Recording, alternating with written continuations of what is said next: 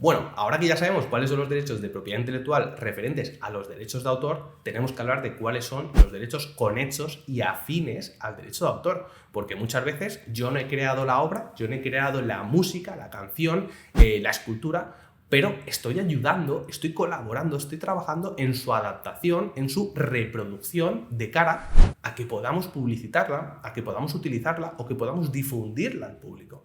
Es decir, el que escribe el guión de una película, evidentemente tiene sus derechos, pero también tienen derechos todos los que han participado en esa adaptación al cine, por ejemplo, o a una serie, o a unos dibujos, unas caricaturas. Es decir, si yo compongo una canción, tengo unos derechos como autor, pero también tendrán derechos los intérpretes de la canción, los productores, todos los que participen en ese trabajo, en esa creación. Esto es lo que te voy a explicar en este vídeo del curso de propiedad intelectual.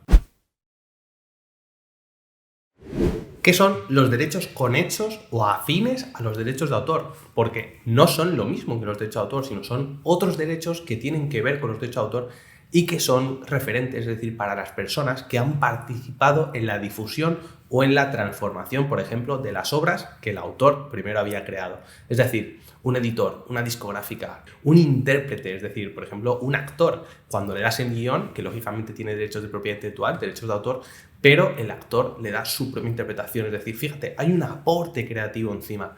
Todo eso tiene derechos que son asimilables a los del derecho de autor. Por eso los llamamos derechos afines y conexos a los derechos de autor. Es decir, estarán también regulados en las leyes de propiedad intelectual de cada país y también el Convenio de Berna, pues lógicamente los ampara. Que te he dicho, una norma internacional que rige en la mayoría de países en los cuales se protege la propiedad intelectual. Principalmente estos derechos los tienen los intérpretes, los ejecutantes, los productores y los organismos de radiodifusión. Es decir, fíjate, todas esas entidades que ya no, o todas esas personas que ya participan en lo que es la presentación, la puesta a disposición del público de las obras, de las creaciones. También los tendrán los que realicen mera fotografía. La mera fotografía es ese concepto que se tiene para las fotografías que no son ciertamente artísticas, pero por ejemplo se discutió en su día cuando un fotógrafo, no sé, en un zoológico se le cayó a un turista a la cámara y un mono tomó la cámara y se hizo una fotografía. Luego se discutía quién tenía los derechos de propiedad intelectual, si el mono o el turista.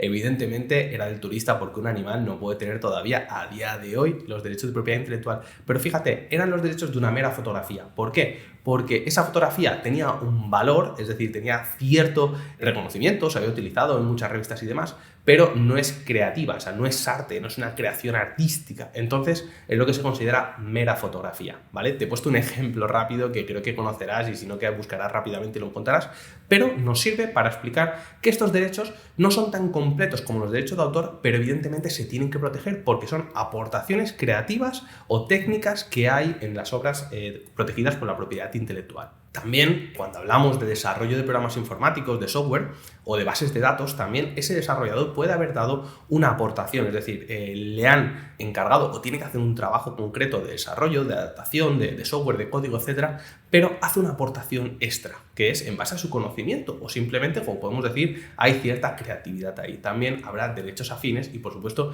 siempre se tendrán que remunerar. Es importante porque al final, ¿por qué los protegemos? Porque de cara a que se reconozca pues quién ha hecho el trabajo, quién ha participado en la colaboración, en la adaptación, en la traducción, etcétera, es importante considerar y tener en cuenta que hay que reconocer los derechos. Lo que he dicho en otro momento y que tienes en vídeo también para aprender, que son los derechos patrimoniales y los derechos morales. Entonces, tienes que tener en cuenta esto. Ahora, en cuanto a la regulación legal de los derechos afines y conexos a los derechos de propiedad intelectual, es decir, derechos de autor, no hay una normativa, una legislación, una regulación exacta para cada país, ¿vale? No voy a hablar de España, sino que en todos los países vas a encontrar que las leyes, puede ser la ley de propiedad intelectual, en algunos países es una ley más general que tiene sus apartados para hablar de propiedad intelectual.